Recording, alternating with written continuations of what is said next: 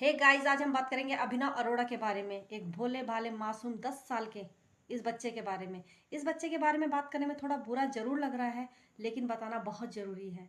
ये जो आजकल वायरल वीडियो चल रही है अभिनव अरोड़ा की, इन सब में इस बच्चे का कोई दोष नहीं है, कोई गलती नहीं है, क्योंकि इसके पीछे इसके पिताजी का हाथ है पूरा। क्योंकि फेम कमाने के चक्कर में और पैसा कमाने के चक्कर में अपने ही बच्चे को ही कैश काउ की तरह ट्रीट कर रहे हैं। ये वीडियो देखो जो वायरल हो रहा है। यहाँ ये बच्चा डांस कर रहा है, आपको ये लग रहा होगा कि ये तो नॉर्मल है, बच्चा एंजॉय कर रहा है, श्रद्धापूर्वक वहाँ खड़ा है और आनंद ले रहा है। ऐसा नहीं है दोस्तों, इसको यहाँ रील बनाने के लिए बोला गया है। इसको यहाँ रील बनाने के लिए इसलिए बोला गया है क्योंकि इस रील को बना के इसके पिताजी ढेरों व्यूवर्स बटोरेंगे, और वो भी धर्म को बेचकर, सनातन धर्म को बेचकर।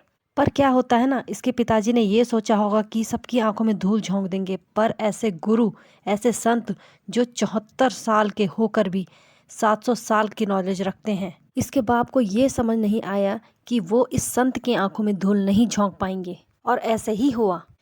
इस संत ने उस बच्चे को वहाँ से, मतलब स्टेज से उतरने को बोला। ऐसा क्यों?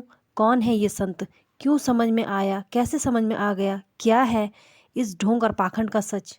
कैसे ये बच्चा 10 साल का जो है सबको बेवकूफ़ बना रहा है, पूरी जनता को इतने फॉलोअर्स बटोर रहा है इंस्टाग्राम पर, और क्यों ये वीडियो वायरल हो रही है? इन सारी चीज़ों का भांडाफोड़ करेंगे आज इस वीडियो में, और जानेंगे कैसे इसके पिता अपने बच्चे को मार्केट में बेच रहे हैं, धर्म की मार्केट में बेच रहे हैं, और इस स्कैम को अंजाम दे पा रहे हैं। चलिए करते हैं इस वीडियो का पूरा पर्दाफाश। Let's go. चलिए बात करते हैं इस वीडियो की जो वायरल हो रहा है। इसमें एक बच्चा नाच रहा है, और यहाँ ये संत जो बैठे हुए हैं ये कोई और नहीं, स्वामी राम भद्राचार्य जी हैं, जो कि 74 ईयर्स ओल्ड के हैं और ज्ञान में 700 साल के हैं।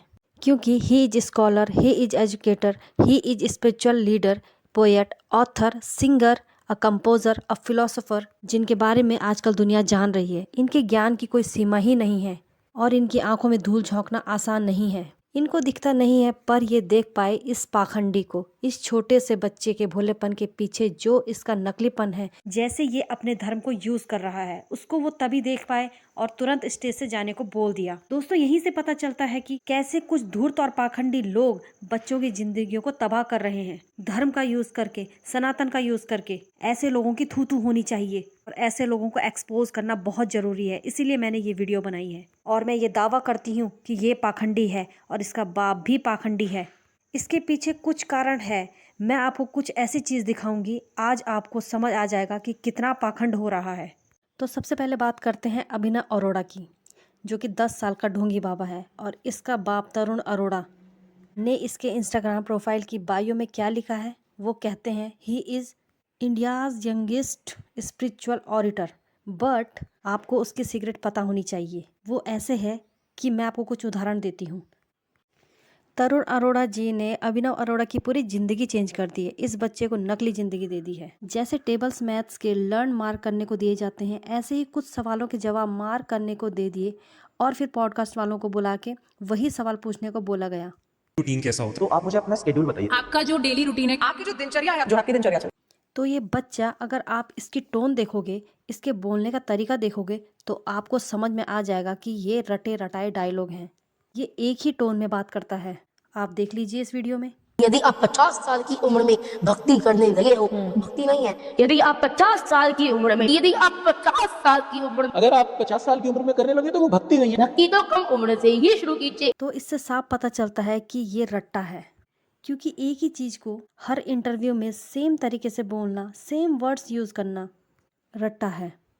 अब मैं आपको ऐसे उदाहरण देती हूँ जहाँ एंकर कुछ और ही सवाल पूछ लेते हैं और बच्चा कंफ्यूज हो जाता है। देखिए ये वीडियो। किसी को देखते हो आपके दिमाग में क्या ख्याल आता है?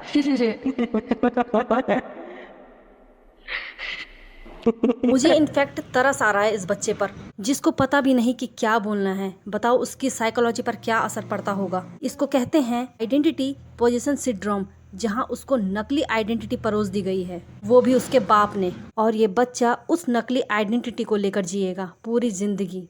इसके बाप ने इसे कैश काउ की तरह बना दिया है। जब मैंने इसकी पुरानी वीडियो देखी, कुछ रिसर्च किया, तो मैंने पाया कुछ टाइम पहले, मतलब 1-2 साल पहले, ये बच्चा बिल्कुल डिफरेंट था, अलग अलग चीज़ें यूज़ करता था। जो वर्ड्स ये पहले कुछ और ढंग से बोलता था, अभी ये कुछ और ढंग से बोलता है। इम्पोर्टेंस गॉड से भी ज्यादा होती। राधा रानी नंद किशोर है, बिहारी जी राधा रानी। इसके रूम की हालत पहले कुछ और थी, अब कुछ और है।